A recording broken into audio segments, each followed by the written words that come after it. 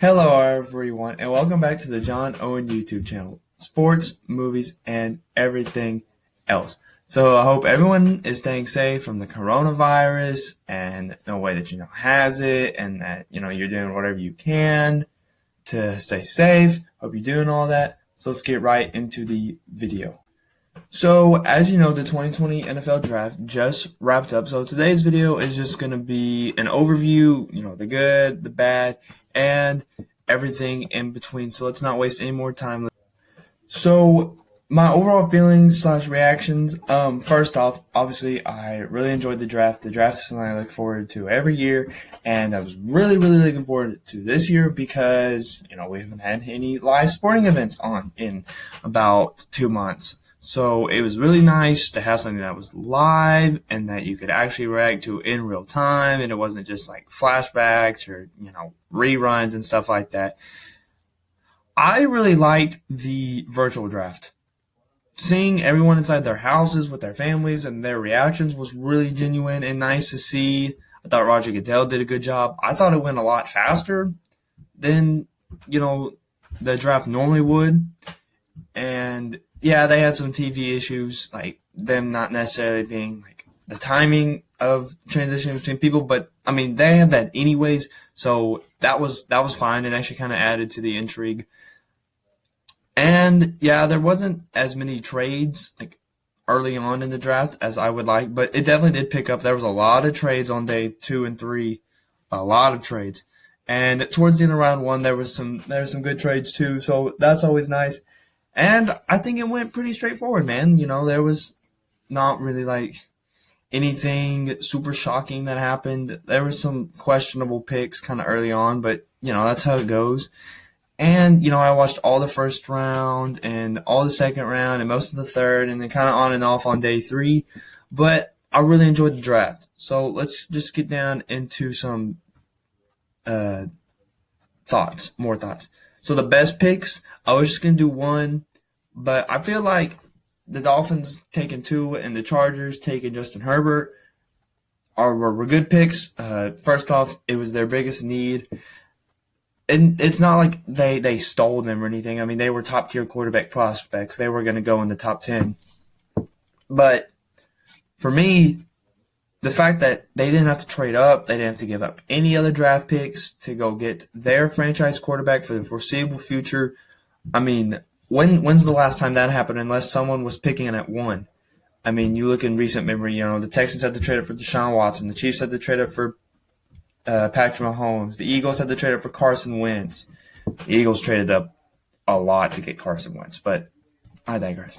So the fact that they could get their guy without trading up, without being number 1, was really impressive to me. But I think as far as a value, the Cowboys ending up with CeeDee Lamb was astonishing to me. I figured CeeDee Lamb was going to be the first receiver off the board. I like Jerry Jeudy more personally, but I knew CeeDee Lamb was really good too, so I could totally see him going first off the board. And the Cowboys probably didn't need a receiver. They probably needed more people on defense. But hey, you know what? You're gonna get CeeDee Lamb in there with Dak, Michael Gallup, Amari Cooper, Zeke.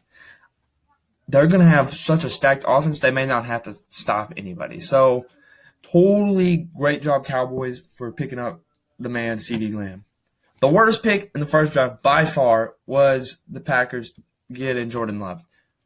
The fit necessarily is not terrible. I think it's logical to me, like you want to plan for the future or whatever. But there's just a lot of issues with it. First off, they traded up to go get him, gave up draft picks, but they traded up to go get him in front of teams that weren't going to take quarterbacks. I mean, if they felt like they needed to trade up to get Jordan Love, they probably needed to go all the way in from New Orleans just to make sure that they didn't get Jordan Love. But after New Orleans took who did Saints take? Hold on, I'm looking at my board. Cesar Ruiz out of Michigan. Then there was no need to trade up after that. You could have stayed at 30 and still gotten him. So they gave up picks to go get a guy that they didn't need to trade up for. And everyone's like, oh, it's just like what they did with Aaron Rodgers. No, timeout. Stop that. Jordan Love is not the same level of prospect that Aaron Rodgers was. Aaron Rodgers was going to be a potential top 5 pick. Everyone was absolutely shocked when he fell that far. Jordan Love was a mid to late first round prospect anyways that they traded up for in front of teams that didn't need a quarterback. So there's just a lot wrong with that. So best draft, I would say the Broncos. There was teams. I think every team had a pretty solid draft except the team that will be featured on the next slide. The best draft, but to me that kind of stand out are the Broncos and the Browns.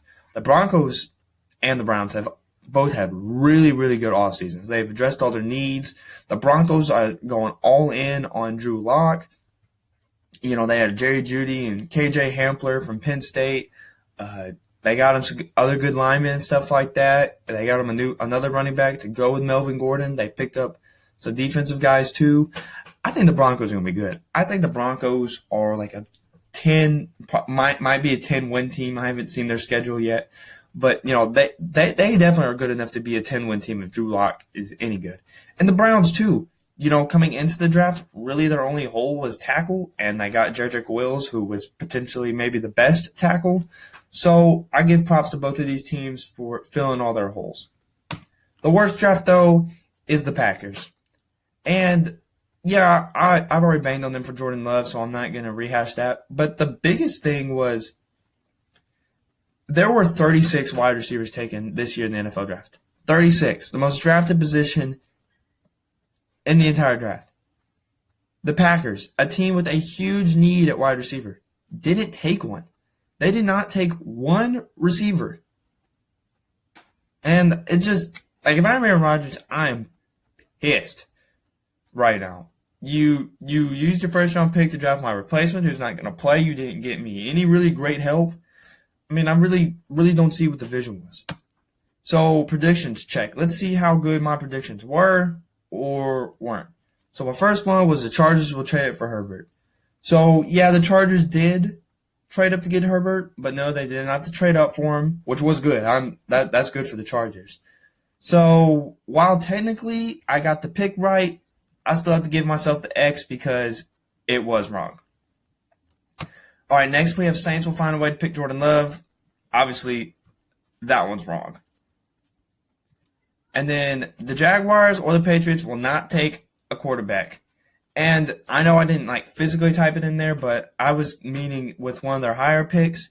The Patriots did not draft a quarterback at all. They signed two undrafted free agents, and the Jaguars didn't take one until the 6th round, which pretty much adds fuel to the theory that these two guys are going to gun for the combination of Trevor Lawrence and Justin Fields in next year's draft. Check mark for your boy. And finally, the most drafted position will be wide receiver. There was 36 taken. That was way more than anyone else. Check mark. So thank you for watching my video today. Follow me on Instagram and Twitter. Subscribe to the channel. Like this video. Turn on notifications. And leave your thoughts about the draft in the comments below. Have a great day. Thanks.